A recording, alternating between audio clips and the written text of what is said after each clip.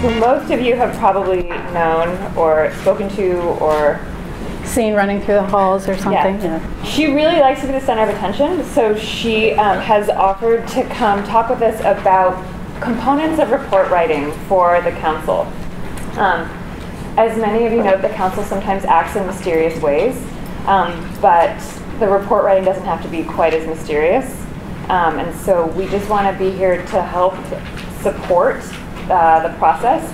I generally get to read everyone's reports before they are signed off by the general manager. And I understand that it can be confusing, and it's can be really frustrating to try and figure out what it is that the council is looking for and trying to act like a council member when you have a ton of other responsibilities on your plate. So hopefully Maria can shed some light on that. I also want to provide myself and Miles and also each other as resources in proofreading and asking what does the fiscal impact mean, or any of those other components. So this is meant to help improve our work. And then I am happy to follow up with additional information if there are some outstanding questions or some general questions that will help guide everyone in the future of report writing. And with that, please give a warm round of applause to Maria Souza Roundtree. Well, thank you very much. It's nice to be here. This is not at all what I signed up to do. Jen and I had a conversation a few months ago about report writing. I said, you know, we should do a brown bag. I'll just come in, I'll talk to a few people and do this, and then it's ended up to be a little bit more and this, and if anybody knows me, I'm usually the one sitting way in the corner behind the podium, not up here. So bear with me as we get started on this. I have presentations about 15 minutes, give or take, and I wanted to break it up into a couple parts. First is going over some basic grammar. I know it's 2:30 afternoon. A lot of you have already been here for a few hours, so we'll go quickly, but I wanted to highlight some of the things that I brought forward. Hopefully everybody got a handout. If not, hopefully you're friends with the person next to you. Then I wanted to talk about the council reports and some of the issues that I kind of see coming through. It not just with DOT, but other departments, and also I read a lot of reports from MTA and Expo and some other agencies. So it's not just you guys that have some of these problems. Then we have some suggestions, and then let's open it up and hear what you guys have to say, some of the challenges and questions that you might have or want to discuss. So the first one, the first page that you have is this was a life hack that actually I saw maybe a month before Jen asked me to do this, and I thought it was pretty helpful. The way he talks about it is idea, paragraph, sentence, word. I think I would go the opposite way, go word, sentence, paragraph, and idea.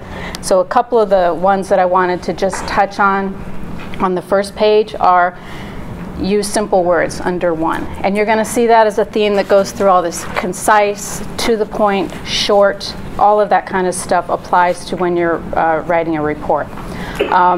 Number two, use synonyms, thesaurus, Grammarly, those websites I have when I'm writing a motion or report, dictionary.com up all the time.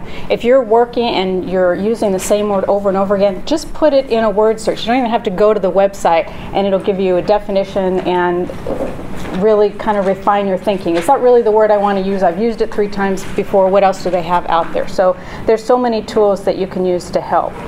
Under number 5, delete the ing. Please, no ringy-dingies, no ings on your sentences. That's a really big thing that we're trying to get away from, and it really, I think, lessens what you're trying to say. Then he goes into stringing your words into sentences.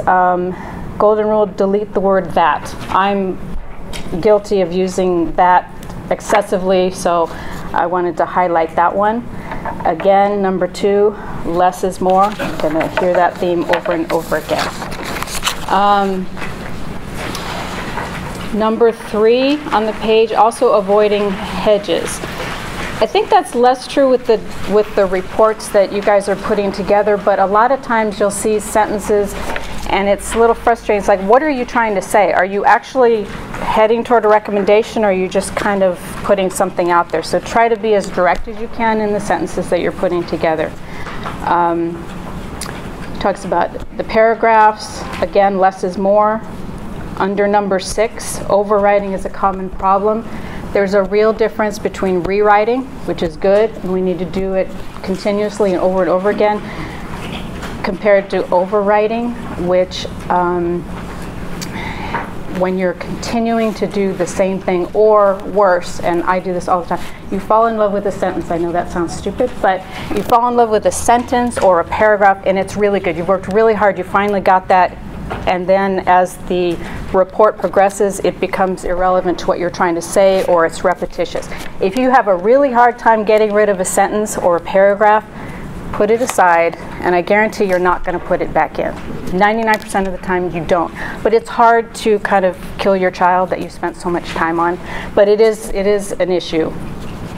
And then last of all, while there's so many rules on how to write, it's your report.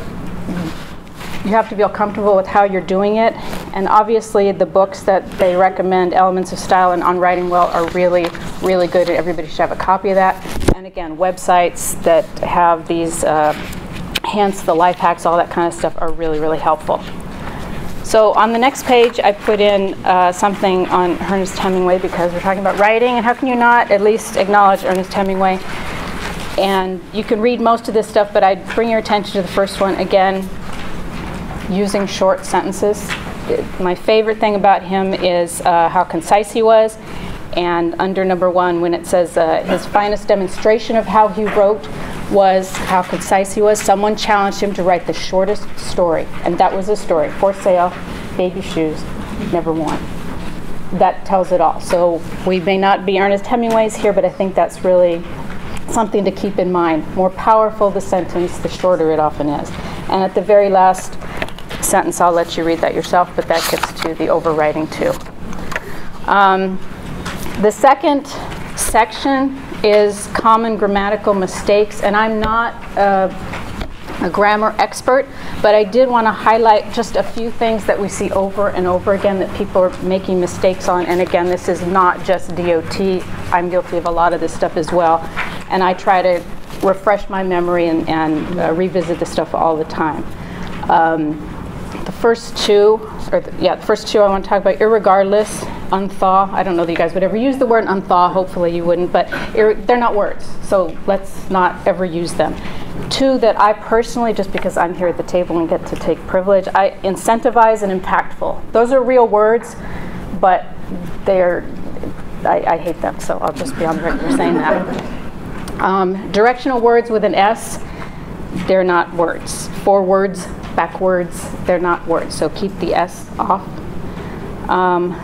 Skipping down a lot and a lot, most of the time spell check catches that, but just keep that in mind. If you tend to use the one word, that's incorrect, so just double check yourself. Different than, different from, that's a real biggie as well. And then one that I didn't put on here that I thought of afterwards was shall and should. With government writing, there is a huge difference between shall and should. You should put a stop sign here at this location, or you shall put a stop sign at this location. Very different, but people sometimes transpose those words.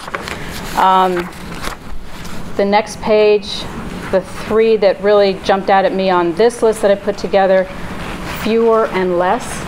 Again, fewer for when you can quantify it. So I have fewer dollars, but there are less resources when resources are talking about everything that you have.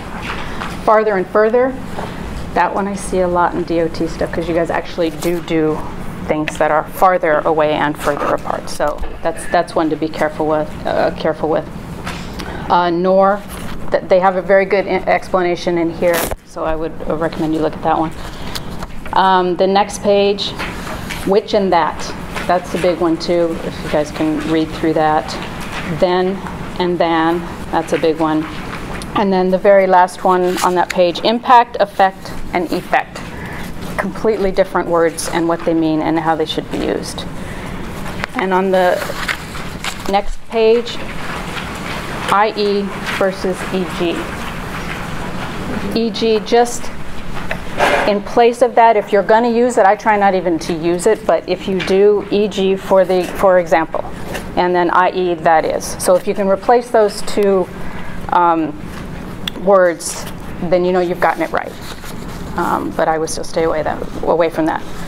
So that's the extent of my grammar tutorial. Hopefully I didn't put you to sleep with that. And if you have any questions, ask Jen. Now we'll get to the heart of it. The common problems with council reports. A lot of them are wordy. And again, this is not just DOT, so please don't take it personally. Wordy or no focus. This is not a data dump of everything you know about an issue. And I know it's hard to, when you're writing a report about a project or a program that's yours, you work on every day, you want to tell everybody everything about it. That's not what we need to hear. Remember, less is more, stay focused, and we'll talk a little more about that later.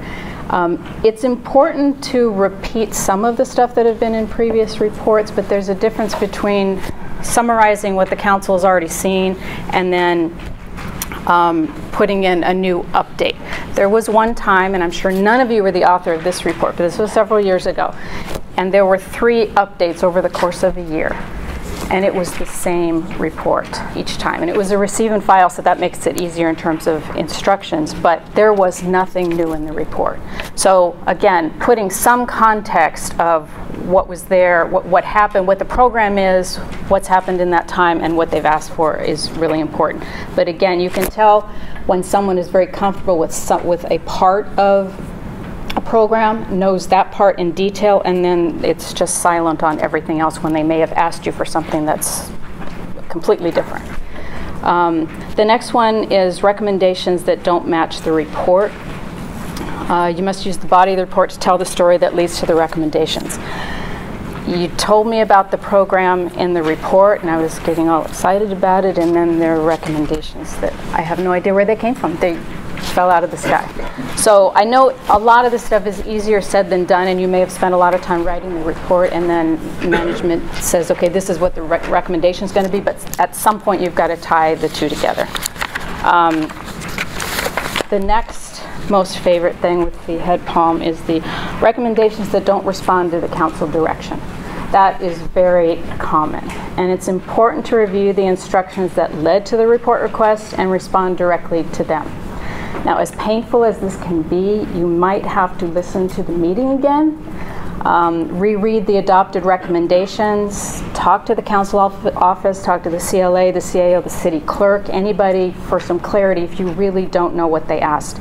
Now, I've been trying to work with the clerk to get them to articulate the recommendations. I know it's frustrating for you guys when we hold a report in committee and we don't, they'll read off 10 recommendations, but there's no place that it's memorialized. So we try to summarize those and give them to you, but the clerk, I've asked them to start writing that down and then sending a letter to the general manager so it's posted on council file so the public knows, so that you know, so that everybody's clear on what those are. So assuming that's done and you still don't really understand what they want, call me anytime if you really don't understand what it is, because I think sometimes people sit on reports or write it in a direction that they think it should go or where you want it to go, but that's not what they asked for. So so that's responding to the direction. And then lastly, talking elliptically. It's another way of saying either talking in shorthand or talking in circles around the issue. And my first boss was always saying, you're talking elliptically, and I had no idea what he was talking about. But most of the time, it's in shorthand. You colleague to colleague in the hallway, you're talking about something, or a family. You overhear a family discussing something at a dinner or at a restaurant. You have no idea what they're talking about because they're talking in shorthand. They all know what they're referring to, but you might. And we find that a lot. Don't be ambiguous, cryptic, or obscure in the use of your special engineering technical language that no one else really understands. We care, we really do, we just don't understand it.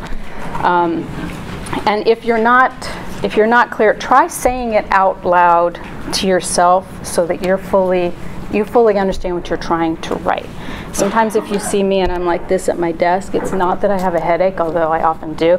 It's that I'm trying to say what I'm trying to say it verbally what I'm trying to write. If you get stuck, it may be that you're not sure what you're trying to write, and that goes back to the recommendations and just trying to clearly put it in a coherent report. And at this point, if you're really struggling, don't worry about the grammar, the punctuation, just start writing. That's what I'll do. I'll just start writing, run on sentences, just whatever, just to get the idea down. And then suggestions for writing a council report. Timing, I know that's an internal issue to some degree, but no matter how much time you're given, you're not going to have enough time. You can have 180 days. It's still never going to be enough time to write the reports. So one thing that some people call me on a regular basis about council recess dates and stuff. I'm sure you may not be able to see this, but the intranet, I don't know how often you use that, but that has all the council recess dates on it. And the committee dates as well. You know, the second and fourth Wednesday is T committee days. Now those change as we know, but at least keep those in mind when you're writing a report. If you know you were given 60 days, but it's November and there's only going to be one T committee, or council is in recess a lot in November, or they're out half of December and all of July, it really does affect your scheduling. So keep that in mind when you're writing the report. And begin with the end in mind. Start the report with the recommendations. This is going to guide the information you need in the report, but it also will help you think about what else you need. Are you going to need an ordinance? Do you need Mike Nagel to weigh in to help you with that? You need policy changes? Do you need fund transfers? If so, what and where are those going to go?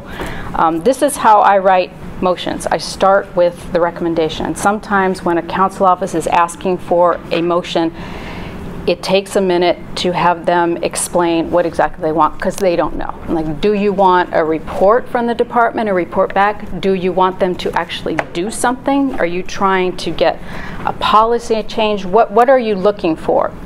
And then start with that.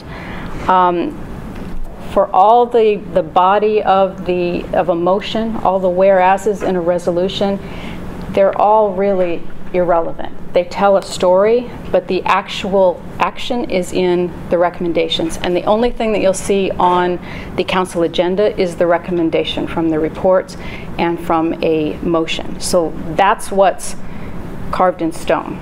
So in our office, the body of the motion is called the baloney section. It's just, it doesn't really matter what it even says in there. That's why the long ones tend to come from the council offices, because they have a lot to say about it, which that's important to them, but in terms of the action, it's all in there.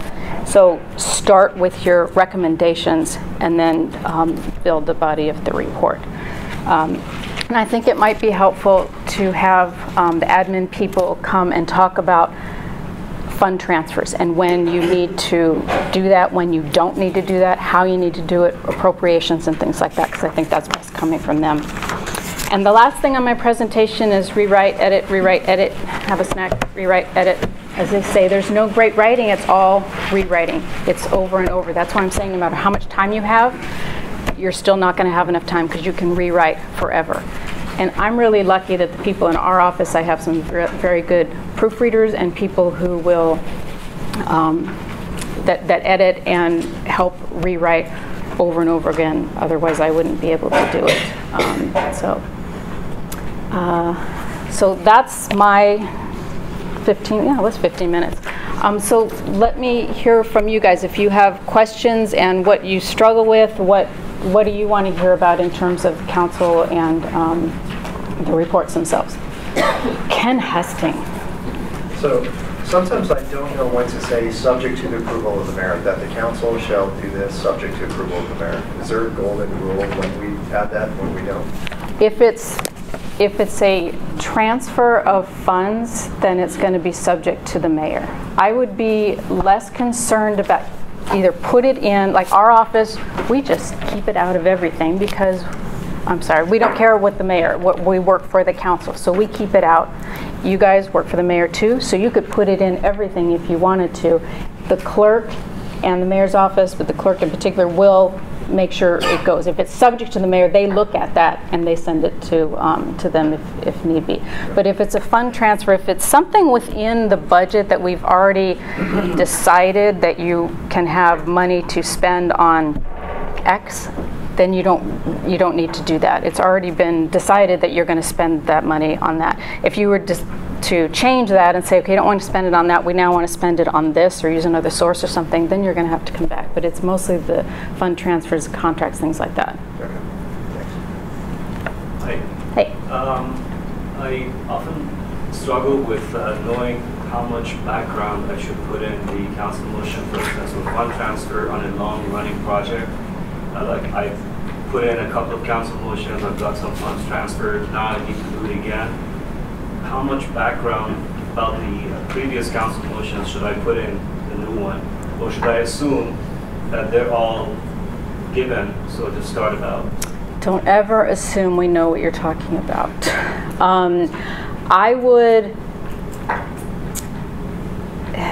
that's a hard one. I mean, it depends on how public and how well-known the program is, but I would put in probably at least a paragraph that describes, on this day you did, 2 years ago you did this, then you did this, and then we did this. Now we need money to do this. Okay, but none of the justifications for the first or second council motions, just the justification for the new one. Yeah, right.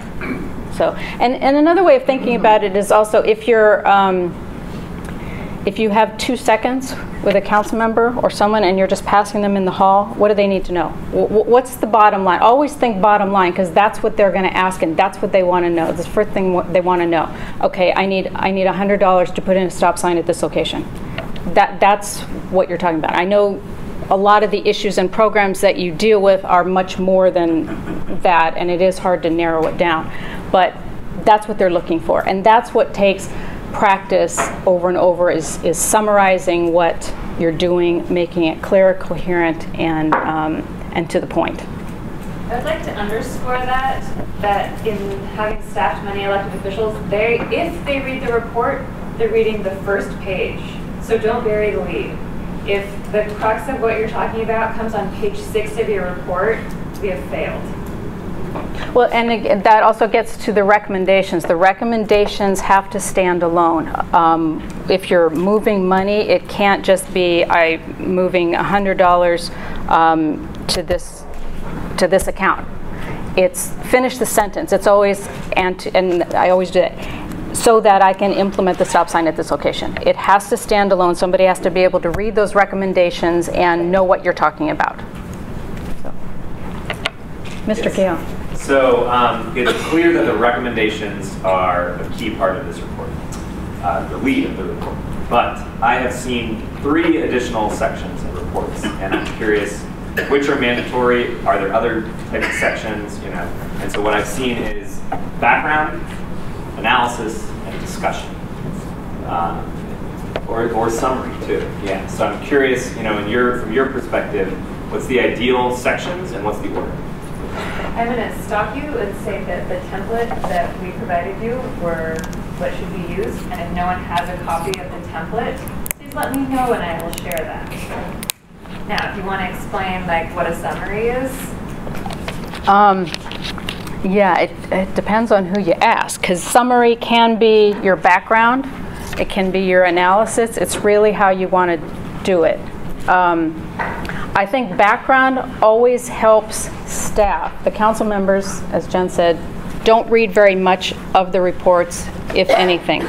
But we staff, the council office staff, like to read and see what you're talking about to get a broad view of the program or the project.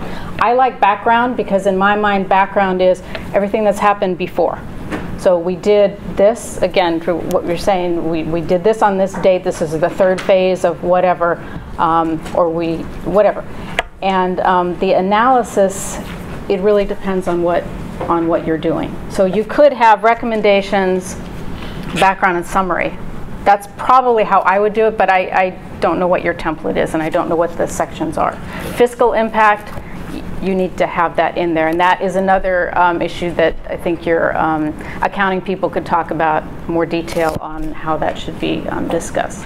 So our reports have a summary, which should at most be 2 lines. It'll have the recommendations. 2 lines? The summary? Summary, yeah. Summary should be what the council member reads in the hallway, what they read in the elevator. 2 lines, 2 sentences, max. Then you have your recommendations, then you have your background information, which is where staff starts reading it. And then you can have your analysis or discussion, that's what it is, after that, and then your fiscal impacts. So we should all be using the same format. So I know that there are some old ones floating around, but for the last couple of years, we've been trying to use the same format. Yeah. And I think the format, having a standard format is good. Most of the other departments have one that's similar to that. It's, again, I can't stress enough the recommendations, making sure they make sense and that they are tied to the report, that the report, once you read that, leads you up to those recommendations.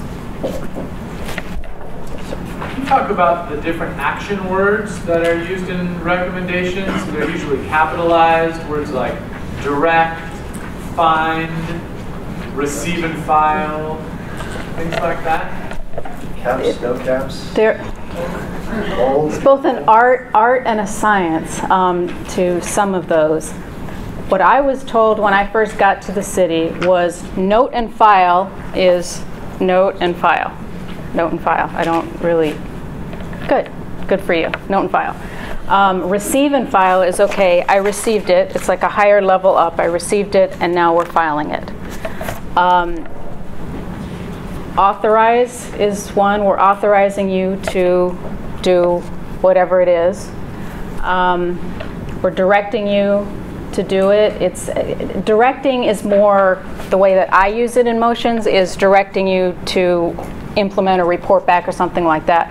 Authorization is authorizing you to expend money. It's more related to that part. I don't know that I use find all that much. Can't really. It's really authorizing and directing is most of the stuff. Receive and file, note and file. I can't think of any of the other ones. Direct, instruct. Approve. Instruct and direct are instruct and direct are pretty much the same thing. Yeah, Approve. No, it's really. I think it would be helpful if you guys came up with what your standard use is and definitions, and that might help you guys so that you're all consistent with that and we can work together on that. Again, a lot of it is art rather than science, and different departments use different words. What was the one? What you said? Another one. Approve. Approve. That would be approving this new project, something like that, and then authorizing you to expend the money. That's probably how we would use that. Yeah. So capitalized, we've seen them not capitalized, capitalized with the verb preference. It's really how you want to do it. Good for you, Jen, on that one.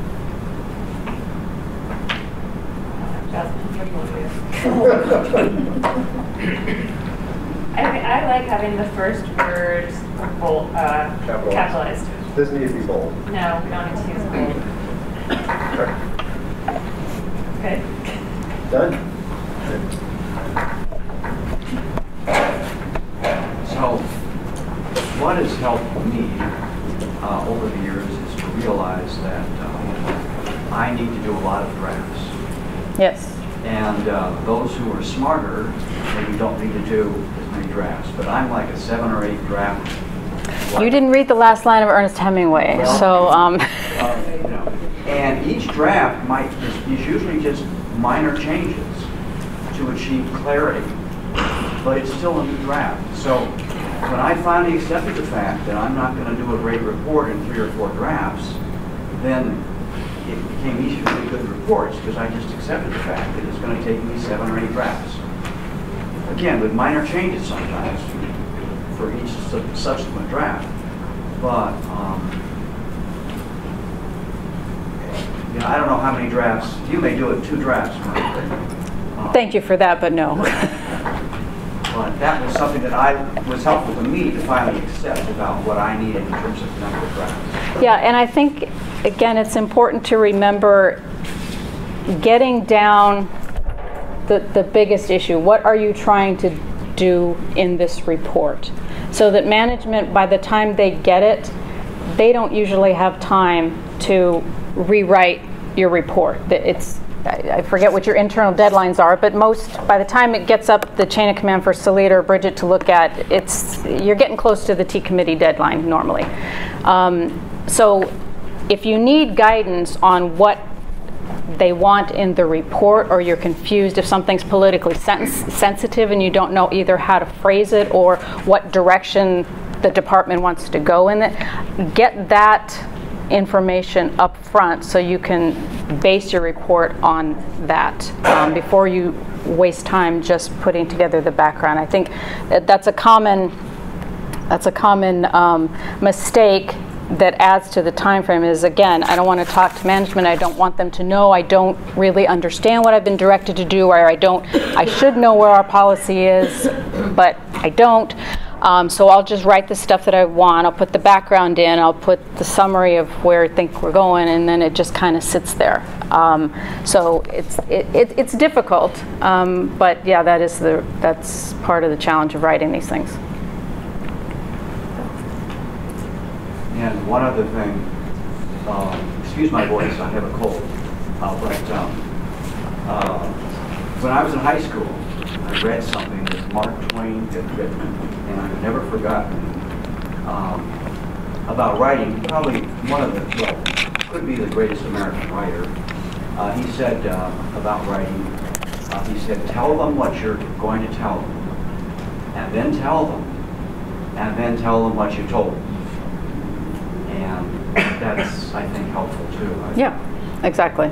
It's the telling of the story to lead up to the recommendations, and just give us the facts, ma'am. And again, someone was asking me the difference between a motion and a resolution. I don't think most of you write resolutions, except for maybe the Caltrans ones that they want attached to their reports, which I still don't understand why they want to do that, but they do.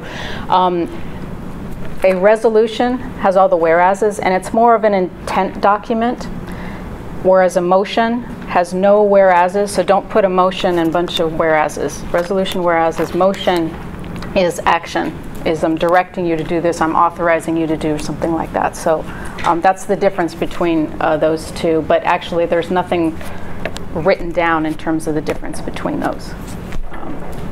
But most of the resolutions that I deal with have to do with legislative positions and things like that, and I don't know that you guys really do that many. It's really reports that are...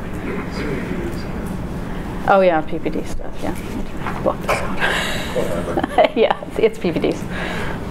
But no, I mean, remember, a lot of the work that you guys do is implementing projects, but another big part of what government does, and what I think is a responsibility for everybody, is communication. Communicating with the citizens through our council members. And that while it's frustrating, and I know everybody probably cringes when it's like, oh God, a report back, or however you do assignments on a report, it's not easy. It's very difficult. And if you don't do that many and you get 1 or 2 a year, it's even more frustrating. But practicing writing, again, a lot of the websites out there, life hacks and things like that, I use them all the time. I make it a point at least once a week to go on some website to learn something new, or something that'll help me summarize or write something, anything. Even if you don't really like writing, they are very, very helpful. And summarize something. If you really want to take this seriously and start getting better at it, look at a report from either another department or something that you've done in the past, or a story that you've seen, or something in the newspaper, and try to summarize it. How would you explain to your spouse or your friend or your dog that article you just read? And how do you do it quickly? How many times have we seen a headline in a report? Alien lands in the desert. how cool. Okay, so you read the first 2 lines. Okay, there was a green guy walking down the street, and then oh, there's a sale at Target. You know, I mean, it's hard to stay focused on what you're looking at, and that's what you're expecting the council member to do, and it's hard. It's hard. So I just want to thank everyone for doing this. I think that one of the points Maria made about timing is really important. This is comprehensive and you guys have so much to do, but the sooner you ask the question about how should this be phrased or what should be in this report, the sooner it can get viewed and seen, and then it's not me staying up till 2 o'clock in the morning trying to rewrite a report before Salida's deadline. So I really appreciate that, and I know that your AGMs really appreciate that, and I think one of them wants to say something. Hi everyone. I wanted to just highlight a couple of things. About a year ago, Salida sent around an email to remind us about some pet peeves of hers, what she's looking for in our reports, and I just wanted to highlight that for you so that you're mindful of that as you prepare the reports. 3 of them are on the very first page of the first handout. Really? Yes. Woo. Great job, Maria. Under words, so one is use simpler words, use instead of utilize, right? Don't utilize simpler words, use simpler words.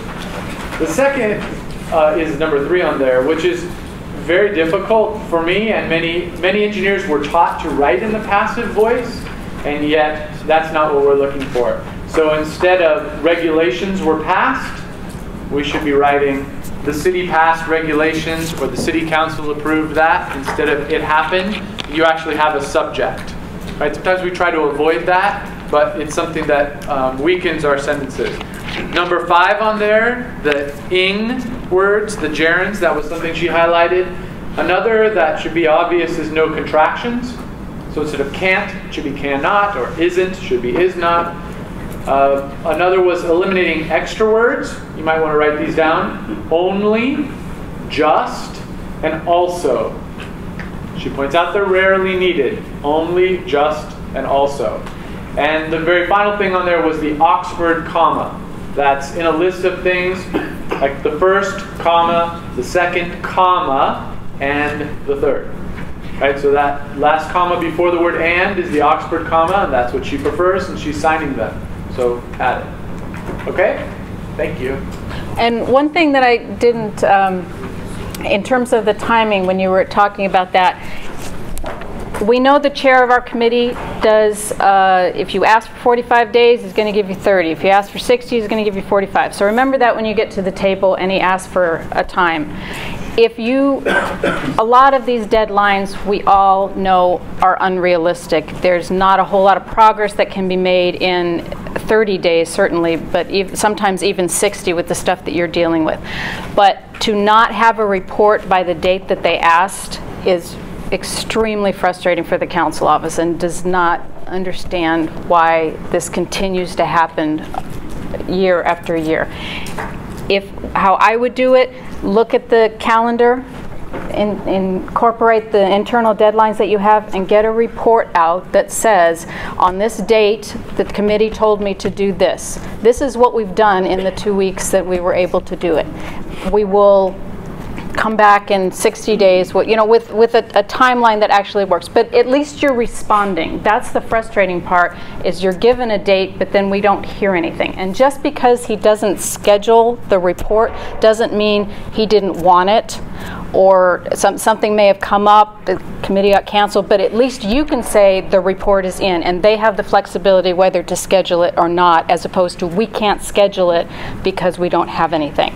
And there's a big difference also between one of the reasons that we started years ago keeping motions and reports in the committee was because then we have the option of pulling people back in. If you haven't done anything, there's still an open file. If it goes to council, which you then have council instructions to do something, which is better, but then we have no way to bring it back in committee without a report or a motion to trigger it.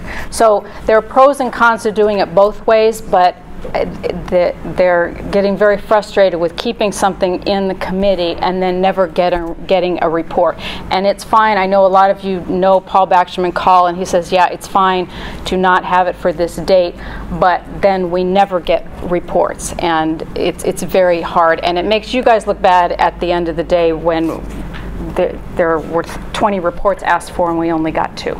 So anyway. Anyone else want to say anything? All right, go back to work. Thank you.